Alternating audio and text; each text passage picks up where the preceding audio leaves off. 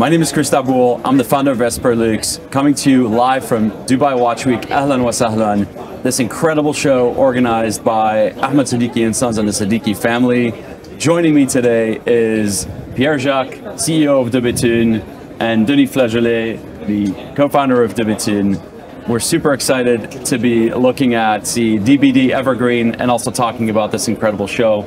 How's the show going? This show is really amazing. I think it's really one of the best show of the year, the best show of the year, and we meet so many collector people from the press like you, Chris, and also is a show you can also meet a famous watchmaker, meet Denis. So yes, it's amazing and a great platform. I think I have to say, for me, it's also the best show of the year. I'm very impressed. It's a relaxing atmosphere, and it's just very enjoyable. And you get to see everybody that you haven't seen in a while, but also on this side of the world. So yeah, it's really great. So really, congratulations to Siddiqui family organizing this. Absolutely. And nothing to add. Monsieur Flageolet, plaisir de vous avoir sur le show pour la première fois. Le plaisir est le même pour moi. Et vous avez plein de nouvelles pendant ces derniers 2 ans, mais peut-être on peut commencer avec la DBD Evergreen, la pièce que vous avez lancée pour Dubai Watch Week. Alors déjà, je suis très heureux d'avoir retravaillé en fait sur la digitale. C'est une réédition d'une montre que l'on avait sortie en 2006, revue et corrigée, avec un mouvement visible au dos. Donc heure sautante, jour, date, mois en ligne, ce qui est toujours assez difficile techniquement à réaliser ce genre de choses. C'est pour moi une pièce hommage, des pièces horlogères faites dans les années 1920 où on était dans l'art déco et on cherchait à rendre les cadrans des montres un peu différentes, des montres de poche. On leur donnait un style différent. Et l'idée de l'allier en fait avec cette boîte qui était au départ conçue pour la DBS, était vraiment quelque chose de très intéressant. Et là, l'avoir retravaillé plusieurs années après, de façon différente, c'était vraiment un petit retour aux sources. C'était agréable. Et de jouer avec les couleurs.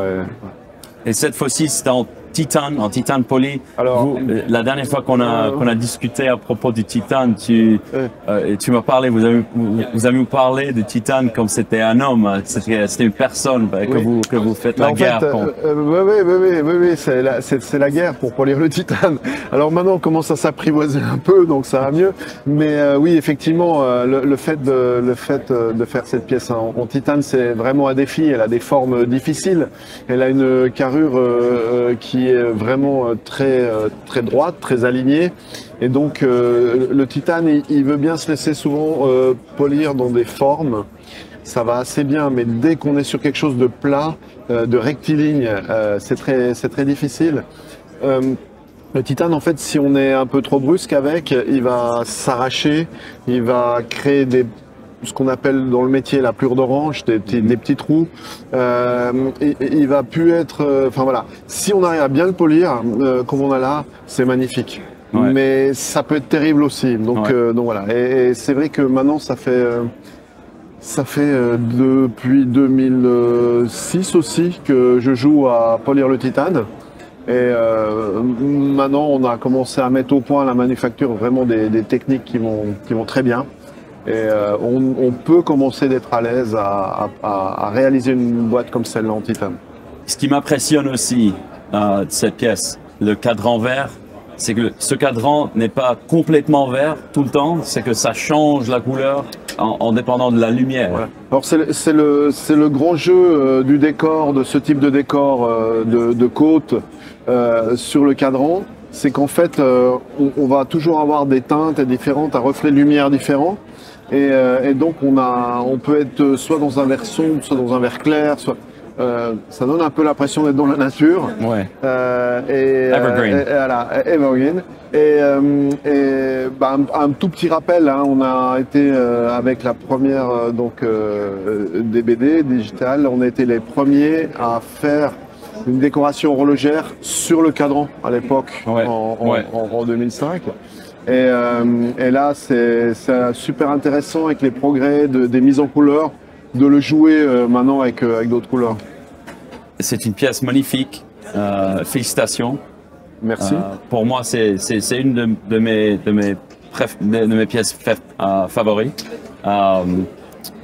Deux autres nouvelles. Vous avez récemment racheté le rachat de Rouge.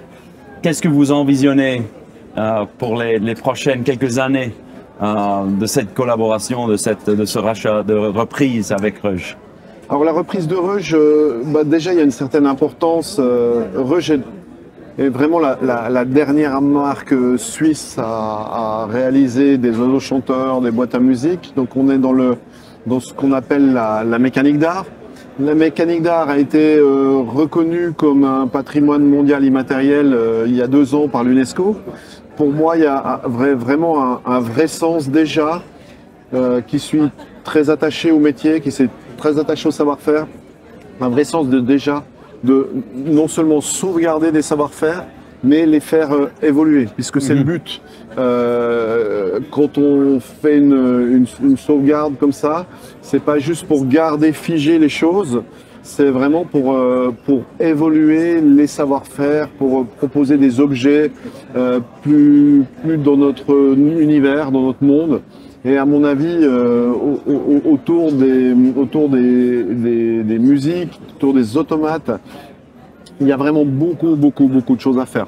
J'ai l'impression de me retrouver il y a 20-30 ans en arrière, quand on a commencé à relancer les montres bracelets, retravailler sur les montres bracelets, où là il y avait tout à faire. Le début de Béthune, c'était incroyable parce que on avait une vision incroyable de tout ce qui pouvait être fait, qui n'avait jamais été fait.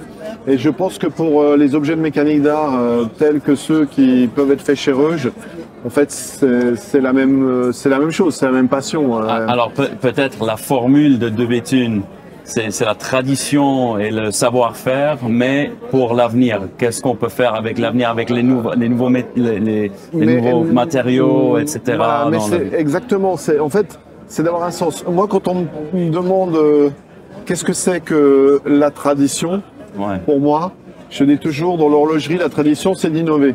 Parce que traditionnellement, tous les artisans, tous les grands horlogers étaient des innovateurs. Et en fait, on doit être innovateur. Alors, bien sûr, avec un grand respect du savoir-faire, un grand respect des traditions, un grand respect de la qualité, mais en innovant. Donc en fait, il ne faut pas vouloir tout jeter, il faut prendre l'essence de ce qui est vraiment fort, de ce qui est bon, de ce qui nous fait vibrer. Et le transcender dans notre univers, dans notre monde actuel, dans notre technologie, dans nos savoir-faire modernes. Et il ne faut pas avoir peur de bousculer et de casser les codes, comme on l'a fait dans l'horlogerie. On peut le faire la même chose dans la mécanique d'art. Magnifique. Monsieur Flageolet, c'est une belle surprise et un grand plaisir. Merci de s'asseoir avec nous, discuter ça à propos de Béthune. C'était vraiment un grand plaisir pour nous. Merci de l'invitation et merci d'être venu nous voir. Pierre-Jacques, always a pleasure. Thank you so much for us. Thank you to you. We'll see you again, I guess, on the next show, wherever that may be, or maybe back in the US.